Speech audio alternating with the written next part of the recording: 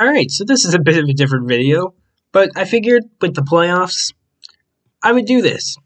So we're just gonna preview the upcoming Texans versus Steelers game. Obviously, I am a Steeler fan, so I figured I would do this one. See how it goes. So we'll start off with both teams' offenses. I'd say both teams are pretty much, offensive inconsistencies. I'll say that about these teams. The Steelers are 24th in total yards, 22nd in passing, 26th in rushing. They're 15th in scoring, averaging 23.4 points a game. The Texans, they are 18th in total yards, 14th in passing, 22nd in rushing yards, and they are 13th in scoring, also averaging about 23 points a game. So overall, the offenses, they're pretty even in terms of scoring. Obviously, the Texans have the advantage in terms of total yards, but they're both pretty even in terms of scoring points. Now, this is where things differ. The Steelers are 26th in total yards defensively, 29th in passing defense, 11th rushing.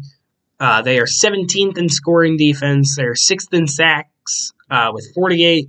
They are 4th in takeaways with 27.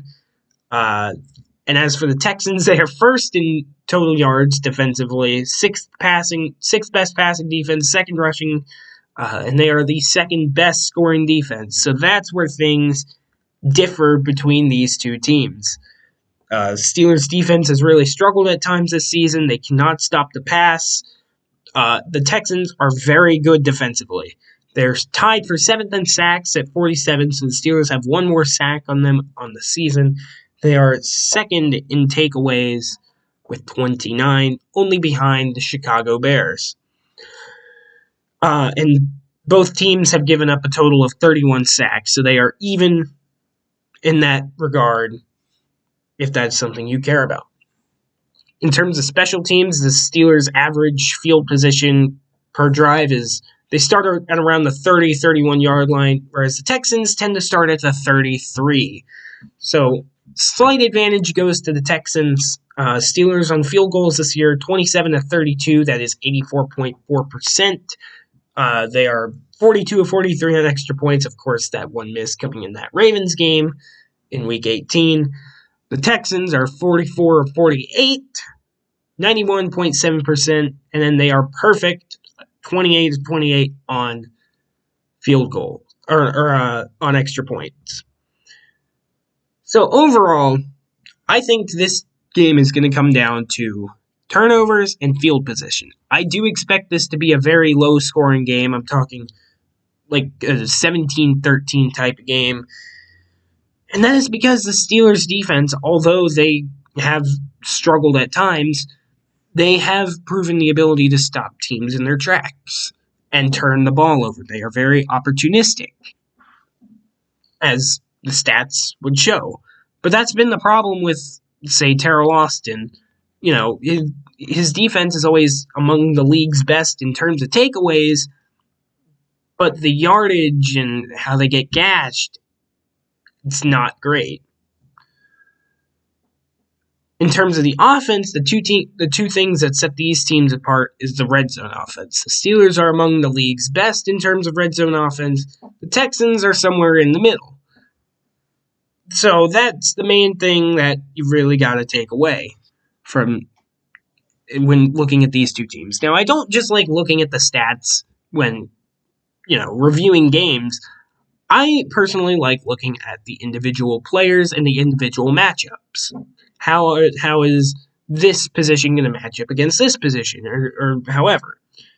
So I'm going to go position by position, who has the advantage where, and then I will give my final predictions. So we'll start with the quarterback position, Aaron Rodgers or CJ Stroud. Who has the advantage in that regard? I was very tempted to pick Aaron Rodgers over CJ Stroud for one simple reason. His mind. He may be older than CJ Stroud. He may not have the same elusive ability that CJ Stroud does, just due to the age difference. However, Rodgers has not lost a step in terms of his intellect and his ability to read and dissect defenses. That is one thing that has been consistent. However, just given the escapability that Stroud has shown over his career, I'm going to have to give the advantage here to the Texans. So that's, we'll say 1 point for the Texans. Running backs, of course, the Steelers have a committee of Jalen Warren, Kenneth Gainwell. The Texans use Nick Chubb, Woody Marks. I'm going to give the advantage there to the Steelers. I've said multiple times on this channel that I genuinely do believe Jalen Warren is the best player on this offense, despite the stat sheet not often showing it. He has many explosive runs or just big plays that turn the momentum in the Steelers' favor. And I do think that does matter for a playoff game like this. He runs hard, and Kenneth Gainwell out of the backfield, he's been the Steelers' best receiver for the last half of the season, honestly. So, and the Texans, they're still trying to figure out their running game. Woody Marks, he's had a couple good games here and there, but for the most part, it's been pretty lackluster, and they've had to win games through the air. So I am going to take the Steelers in that regard. Wide receivers, this one isn't even pass catchers. This one isn't even close. It's the Texans. The Steelers have DK Metcalf. He's pretty good, although he hasn't had the best year, but that's mainly the Steelers' offense being the Steelers' offense. The Texans have a bunch of pass catchers, even without Tank Dell. They have Nico Collins, who's a stud. Jaden Higgins, who's the number 2 over there. Xavier Hutchinson has been very good. And you have the safety blanket in Dalton Schultz. So I do think that the Texans do get the upper hand in terms of pass catchers. Now, offensive line, as I mentioned before, both teams have given up 31 sacks for very different reasons. The Steelers get the ball out very quickly. And as I mentioned, C.J. Stroud has an escapability. He has escapability. He can escape the pocket. I'm going to give the advantage to the Steelers. And the reason being is that the Steelers' offensive line has really improved a lot this season. And I mean a lot. Troy Fautanu, he looks spectacular. Zach Frazier, he's improved. Mason McCormick, although I think he's regressed a little bit since his rookie year, I do think he is still a pretty good guard. Sumalo, despite having injury problems, has been pretty good on that offensive line at times. Broderick Jones, I think he's had injury problems this year, but I think in the games he has played, I would argue this has been his best professional season. And, we'll see what the Steelers do with his 5th-year option upcoming this offseason. But I do think the Steelers do get the advantage in terms of the offensive line. I still have concerns about the Texans' offensive line. And we'll see what happens. But I am going to give the point to the Steelers in that regard. So right now, it's two points apiece. Moving on, we've got the front 7. I'm going to give half a point to each team here. I'm giving half a point to the Steelers for their defensive line, and I'm giving half a point to the Texans for their linebackers. I think the Steelers have a better front 4 with Watt, Highsmith, Hayward, and Harmon. I think that is a very solid 4, and then you have Benton and Herbig as 2 rotational guys. Benton has really improved a lot this year. All of his stats, production, they're all going north. Herbig, great rotational guy when Alex Highsmith needs a rest, or vice versa. He's really great at rushing the passer.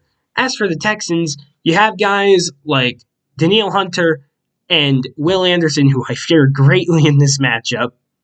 I fear for Dylan Cook. I really, really hope he does a great job protecting. They alternate sides very often, so you never know which way these guys are going to come from. You also have guys like Sheldon Rankins up the middle, who's been pretty good this season, among some other guys. But I am going to give the advantage in terms of the defensive line to the Steelers. And then linebackers, it's not even close. That's going to the Texans. Those linebackers have been unbelievable, and it's a big reason why they are 2nd in run defense and 6th in pass defense, and they lead the league in total yards given up. As for secondary, Again, not even really close. This is going to the Texans. Uh, the secondary has been unbelievable for the Texans this season. You have Jalen Petrie, who's been very good. I believe he has 4 interceptions on the year, maybe 5. You have, of course, Derek Stingley. He's been very good this year. Among a couple others, you have Kalen Bullock. That's his name. He's been very good. And then you have another defensive back who's also been very good. I believe he also has 4+ interceptions on the season. As for the Steelers, Joey Porter, he's been locked down this season. He's been excellent. Eccles, you have as the nickel corner. He's been pretty good. He's had a few bad games here and there. Jalen Ramsey, he's been playing safety for the second half of the season. He's been okay. We'll see. We'll see how he performs. Hopefully, better than he did Sunday night. He had a rough game, but yeah, as I said, this point is easily going to the Texans, and there isn't a doubt in my mind. In terms of special teams, kicker, I'm giving to the Steelers, Chris Boswell, despite missing that extra point. He is one of the best kickers in the league, and no disrespect to Kaimi Fairbairn. He is also one of the best kickers in the league, but I am going to give this point to the Steelers here. And in terms of, overall special teams, punting, field returning, all that jazz, I'm going to give it to the Texans. So overall, Steelers, they have 3.5 points. The Texans have 5.5, maybe, I think. I don't know. I'm dumb. I already lost count in my own video. Isn't that great? So overall, on paper, it seems like the Texans do have the advantage. However, as I mentioned, I do think that the Steelers have a pretty good chance here, and I do like this matchup for them. It's being played at home, Monday Night Football. Steelers haven't lost at home since 1991 on Monday night. The Texans have never won a road playoff game. I mean, history tends to favor the Steelers here, you would think, right? Even with the lack of recent playoff success. So my overall prediction for the game, I'm going to go with the Steelers to win this game 20-14. 20-14. CJ Stroud is going to get picked off on the final drive, and Aaron Rodgers gets one more game. But those are my predictions. That's how I feel about this game. I think it's going to be close. I think it's going to be low scoring, and it's going to come down to field position and turnovers. But let me know what you think, or don't. See if I care. Don't die. Have a great day.